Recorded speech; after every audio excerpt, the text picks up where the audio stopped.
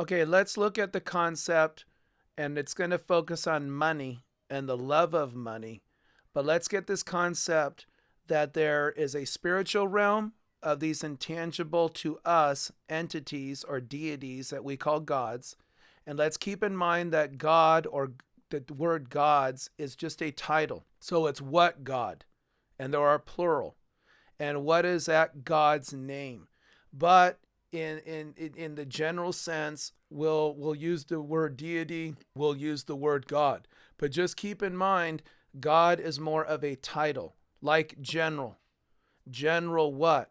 General Smith, General MacArthur. Just general itself is just the title. Look at this general concept. We have the Most High God, the Most High deity, the supreme entity over this creation. And it is often referred to in the ancient writs or the memorialized text as the Father. So it's a masculine entity by the wording in the ancient writs. So let's not get hung up on male, female, masculine, feminine. This is a deity, this is a God that we cannot necessarily relate to from our perspective. But this is how it's given to us. This is how it was memorialized. Now remember too, there's this idea of wisdom being with the Most High, the Father, and wisdom is associated or described as a female or feminine deity or entity. So there's no men are better than women or women are better than men. There is a male female aspect that is very important. Otherwise, why would all of nature have this yin yang, hot, cold, male, female polarization, this dynamic? So now let's just get an overall concept. Let's keep in mind too, in India, in China, in Sumeria, in Egypt, all these cultures going back 4,000 years, they all generally have this concept of a most high, immortal God or deity, and often it is associated with the masculine as the Father. And this is pretty much across the board. Or across the board, let's just say objectively, there is this idea of humans and then the gods. This is actually very objective, and at the very least, we either can say it's all garbage because people who lived 1,000 and 2,000 and 3,000 years ago were so stupid. But then keep in mind how you have, let's say, 15, 20, 25% of incoming seniors to American universities and colleges. They can't identify countries in a generic geography test. So if we're so brilliant today, maybe not so much. I'll just say it like that. So if we're going to deride our ancestors, well, then remember, we're their offspring. How can we be that much better if they were tools and idiots and douchebags? I guess I'll say it like that. The apple doesn't fall too far from the tree, right? So then we have this idea of the Son of God, the begotten Son. And they are at a high level, higher than, let's say, the sons of God, these other sons of God that are similar, but that came later, and they were placed over the 70 nations. Now, how to think about this? Think about it like this, and I think it's useful. Why are different countries that neighbor each other, that are neighbors, why are they similar but then have these critical differences? Like the difference between Italy and France, or the difference even between Vietnam and Cambodia or Kampuchea, or the difference between India and then China. Even though these countries, or even the differences between Japan and China, or why is Japan actually so different from the mainland Asia? So then think about the idea.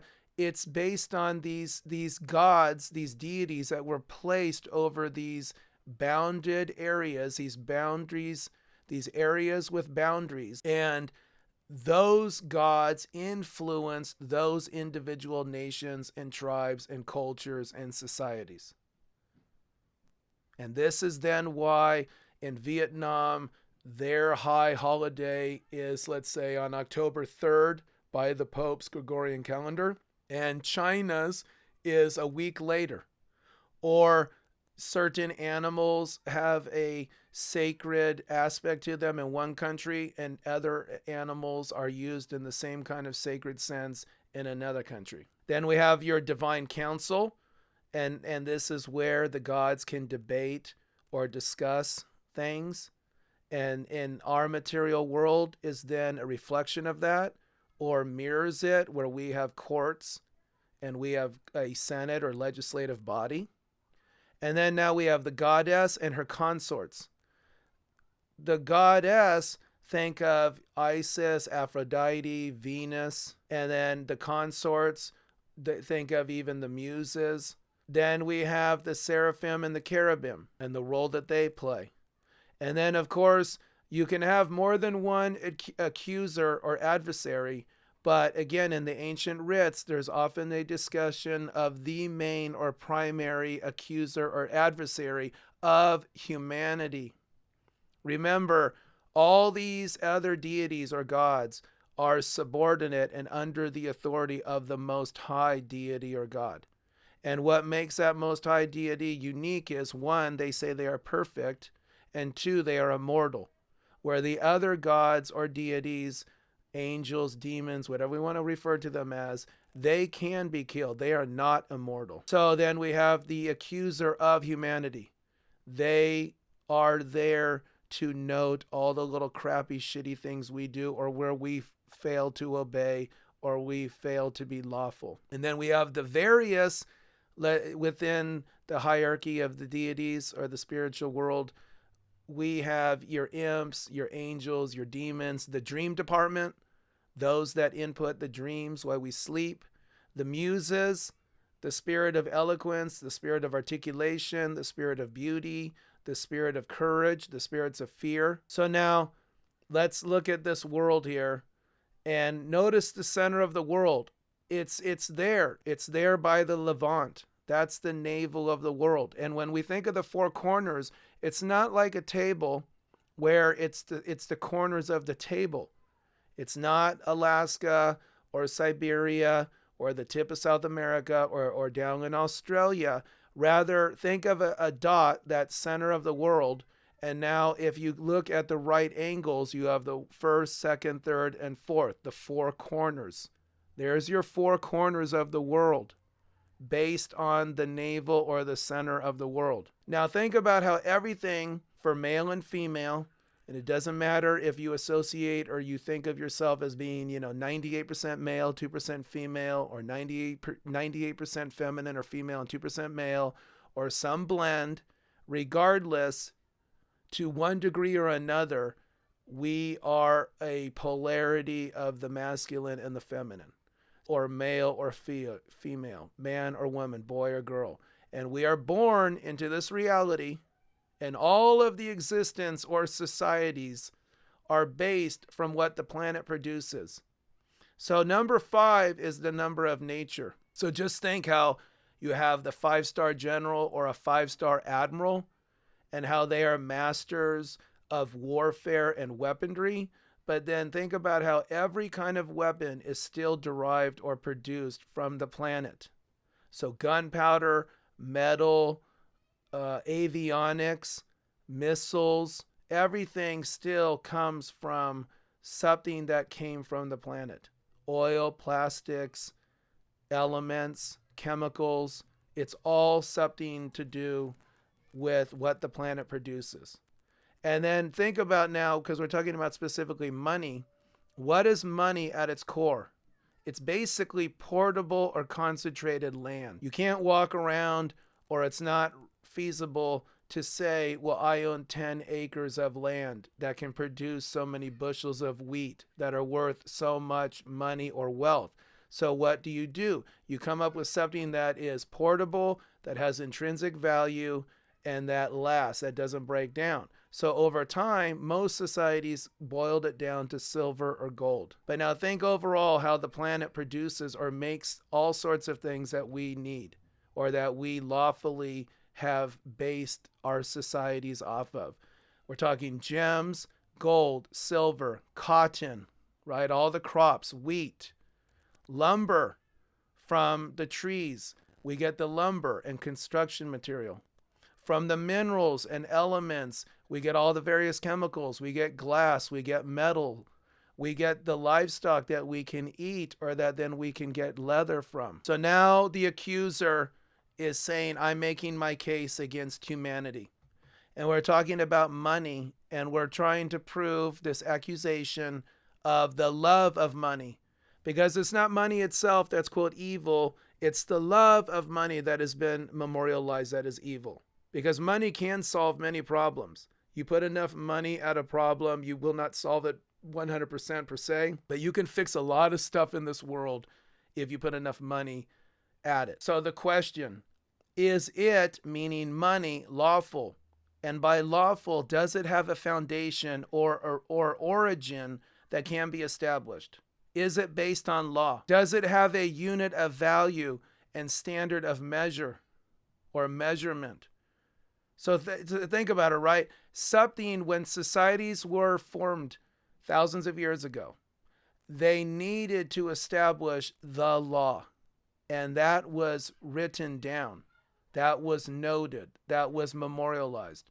And so then anybody a year later, a decade later, a century later could look at what was put down and then say, are we following the law? Or has the law been changed? And in what way? And when the law was changed, did it follow the law?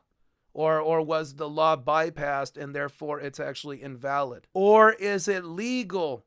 And legal at its core, or it essentially means it's based on an agreement. Now, the law also has to have agreement.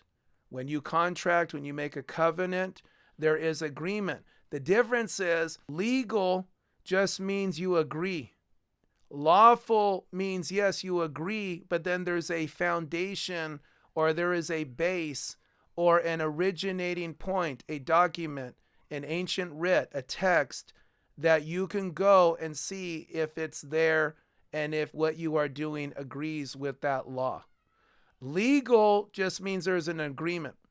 So a corporation can say, or a business can say, well, legally, there can be so much rat feces in food. Now, does that mean it's lawful to produce food or to make food that has rat feces in it? No, not necessarily. But legally, there can be an agreed upon amount of rat feces that's okay and acceptable to be in food. Or, hey, I can do this to you because it was legally agreed upon. But that doesn't mean ethically or morally or lawfully it's the right thing. Bottom line, does it have a base in or of the law? Or does it lack a base of in the law? And think about it. Are you an attorney in law or are you an attorney at law? If you're at your friend's house, are you just in their driveway or on their doorstep? Versus when you say you're in your friend's house, it means you're in their home, not just at their home. So are we in the law or is it of the law? I don't know. That's something to think about. Evidence. Okay, here's our evidence that humans love money. Humanity, they rob, they argue, they fight, they compete over baseless money that no longer is derived from the earth and that lacks a standard of measurement and value. Hence, they, meaning 99.999% of the world, love money more than being lawful. In other words, they are lawless. If they are not following the law, then they are lawless. As an example, when you buy a pound, you expect to get 16 ounces. It has a standard of measure. Or when you buy a foot, you expect to get 12 inches. It also has a standard of measure. So one, if people are telling you they're giving you 4 feet of something, and instead of getting 47 or 48 or 49 inches, assuming that there's a small percentage that is allowable within the law, let's say, or the standard of measure, you expect to get about 48 inches if you want 4 feet. You'd be pretty damn pissed off if you paid for 4 feet of something and you only got 40 inches. And how would you know that? Because there's a standard of measure, and then you could use that to say, I got what I paid for, or I did not get what I paid for. Okay, so looking at money, a promissory note, a promise to pay. For the United States, because most of the world has the same issue, but for the United States, it's a U.S. Federal Reserve note. Okay, now let's think about it. It has no intrinsic value, and it's no longer redeemable. So what is its unit of measure? What is its unit of value? You can't say, oh, a U.S. Federal Reserve note is equal to 2/10 of an ounce of silver, or 3/10 of an ounce of silver, or 2/10 of an ounce of gold, or 5/10 of an ounce of gold. Whatever is agreed upon, that X dollars is equal to some percentage of something that's tangible, that has a measurement, a standard of value and a standard of measurement. It has nothing. It doesn't have that. So it used to be lawfully redeemable, or it still is lawfully redeemable for a U.S. note, or U.S. note, i.e. dollar. And a dollar lawfully has to have a unit of measurement and a unit of value. This is why legally you can say legal tender, or a medium of exchange that is called money, or a Federal Reserve note. That legal tender can have payment for debts, but that is not the same as payment for debts in dollars. Because when you say payment for debts in dollars, dollars means it has to have that intrinsic value built in. It has to be redeemable for something that has a standard of measure, or a unit of measure, or a unit of value rather. It has to be redeemable for something that is equal. Or if it's a dollar, then it requires a standard of measure or value. So now we're back to why money, or in the U.S. dollars, is essentially portable land that's derived from the planet, that's established by law. And really, the law came from a God. And if you're an atheist, then your God is the government. And what would you say? April 15th is one of your high holidays. And basically, as noted, most societies fell back onto gold and silver as the best medium of exchange that had a lawful basis with intrinsic value and a unit of measurement and a unit of value that then was agreed upon within that society. Okay, so the posit. How or why did we end up this way? Now, this is speculation on my part. So consider the following. The population approximately around 1800 on the planet, the world's population was approximately 1 billion. By 1900, it was up to 1.6 billion. By 1927, the world's population was around 2 billion. By 1960, it was up to 3 billion. And by 1980, it was up to 4.5 billion. And now what? We're around 7 or 8 billion? In other words, if the public in general is ignorant and selfish and greedy and cruel, then how can that kind of a society rely on gold and silver as its basis of currency, money, or in the U.S. dollars, with this burgeoning population? So what I'm saying then is, I believe that they saw, holy crap, the population is growing and growing and growing, and we're going from 1 billion to 2 billion to 3 billion to 4 billion. It's not feasible. It's no longer feasible. It's not that people were that much more lawful back in 1800. People were cruel and selfish and ignorant then. But with less people, it was still feasible to still be mostly lawful and to still mostly use gold and silver. But once the population exploded, they realized the way people are basically cruel and ignorant and selfish and greedy. It's not going to work if everybody wants to be paid in actual gold and silver coinage. And so then that's why they came up. Basically, we were bankrupted, and we bankrupted ourselves. But then from that, the idea was, okay, we got to flip this to this fiat currency that no longer has intrinsic value is just an endless promissory note, an endless promise to pay that never gets paid because it's never redeemable for anything of value or that has a measurement, a standard of measurement. And so it's nothing but ones and zeros on a computer, or now we even have Bitcoin, cryptocurrency. Now, wait a second, though. Think about it from the accuser's point of view. This is genius to them because now it totally proves their point. Because what better way for a deity to prove humanity's love of money than to take lawful, foundational, with a standard of value and measurement, dollars or money away, and then see them continue to lie, cheat, rob, and fight over something that is essentially non-existent. I mean, just think about that. It's one thing if you're up there in the divine council or out there in the divine council and you say, hey, look at these humans. This one's robbing this one's lying to this one's cheating this one. They're all corrupt, they're all greedy. Look at how they're all ignorant.